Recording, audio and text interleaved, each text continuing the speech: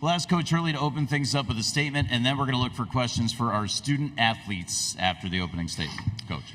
Yeah, I mean, much respect, obviously, to to Nate and Alabama and their season and just where they've been, since he's gotten there. I mean, they're top of sport in terms of quality of their program, and we were able finally just to defend well enough in the second half, get the three-point line defense under control there, and obviously executed late, and we're able to get that kind of separation. But they were really, really hard to guard, and I was thrilled with the way we defended and the way we closed the game out.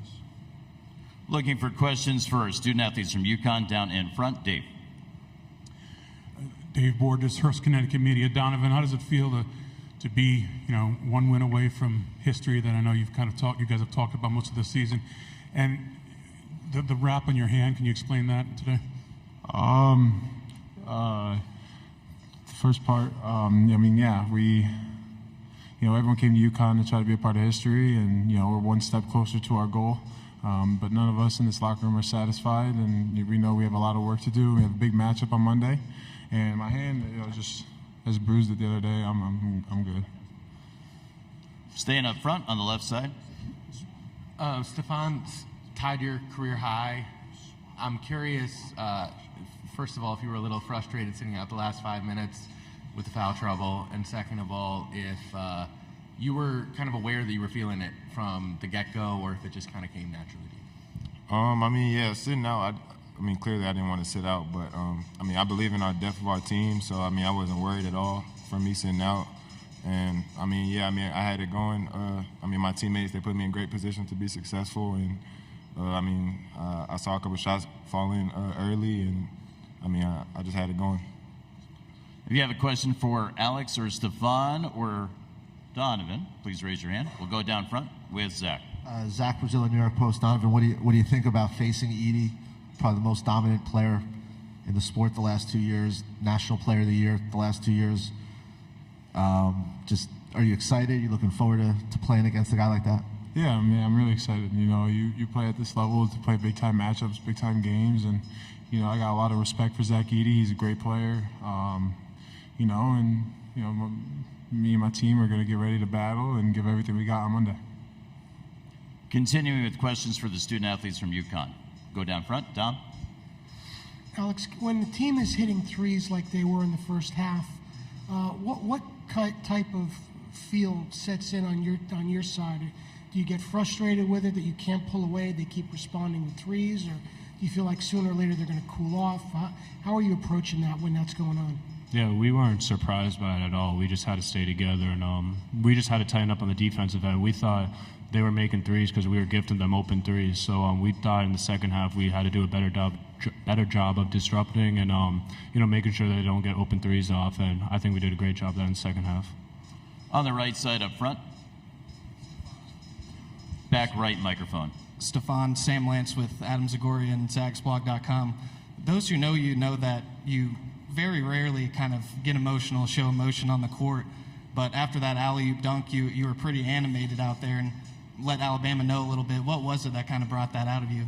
I just sensed that we had started to spark a run. I was just trying to get my teammates, just to have a little energy on the court. And, it was a good dunk. It was a great pass by T-News, so I got kind of fired up for it.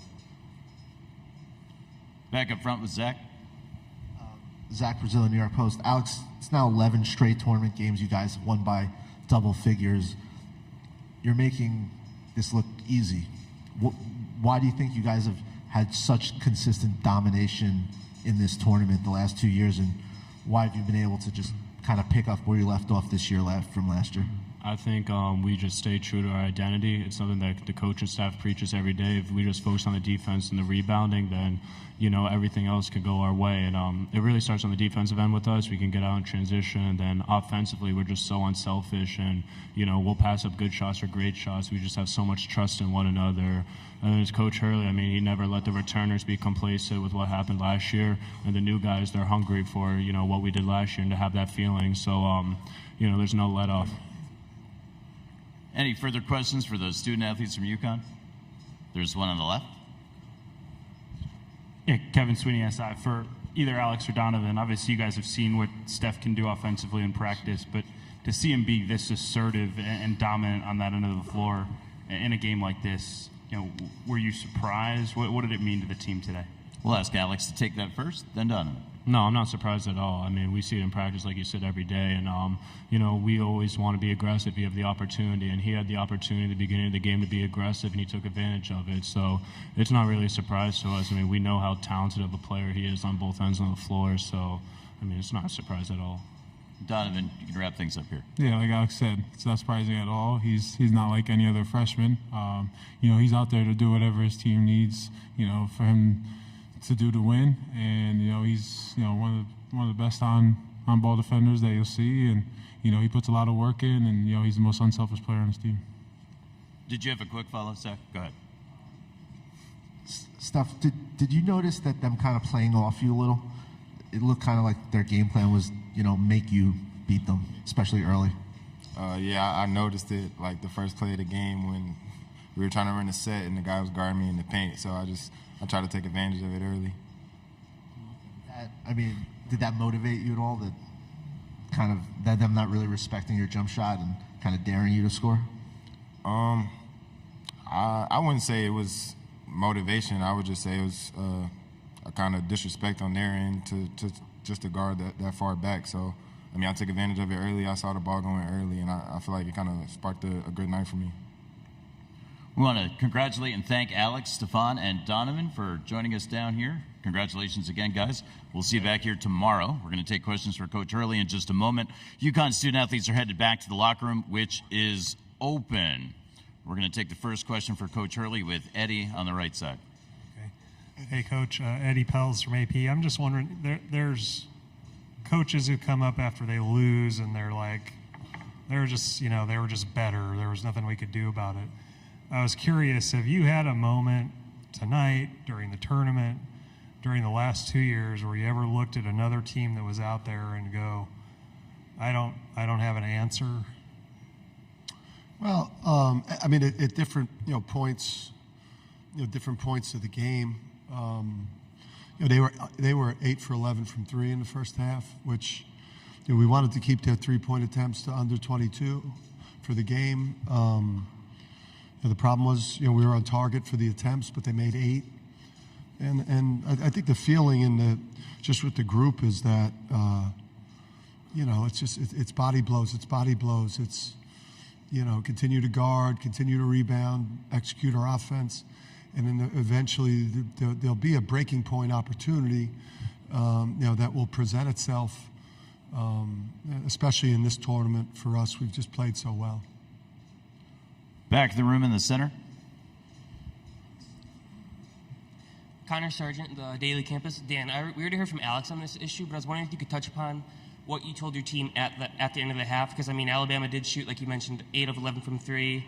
And yet you guys were still up by 4. So what was the message? Were you guys feeling good and confident after the end of the first half? Yeah, I thought they're a great offensive team. They're like the hardest team to guard. Illinois had a great offense, but these guys were harder for us to guard just because of their one-on-one abilities. They just had so many players that they could beat you off the dribble, make a 3. Nelson, you see his talent level. He's an NBA player.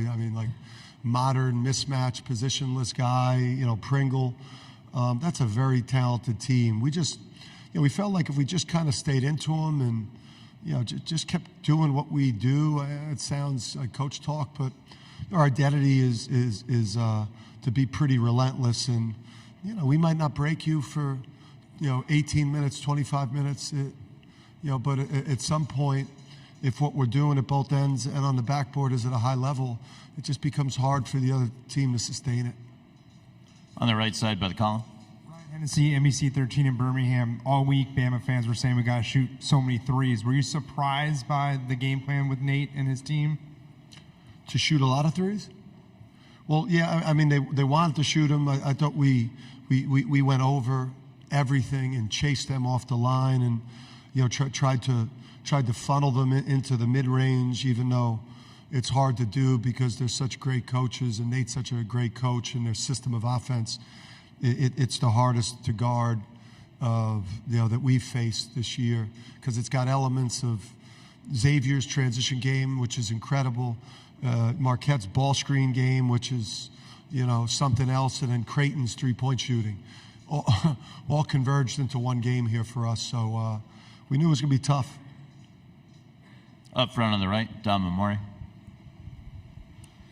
Dan, I think when Tristan hit the three to make it a 13-point game, you turned and looked into the crowd and you did the right, yeah.